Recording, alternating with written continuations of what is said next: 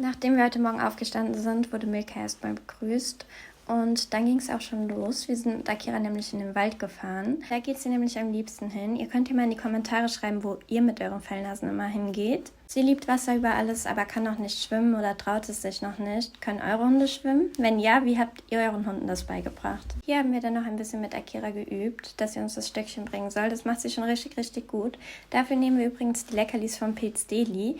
Die haben ganz viele verschiedene Sorten, da müsst ihr unbedingt mal vorbeischauen. Und mit meinem Code LISAEGAL könnt ihr jetzt 20% sparen. Da waren wir dann auch schon wieder daheim und sie hatte natürlich extrem Hunger nach dem anstrengenden Tag. Dann nehmen wir auch das Futter von Pete's Deli und sie liebt es über alles.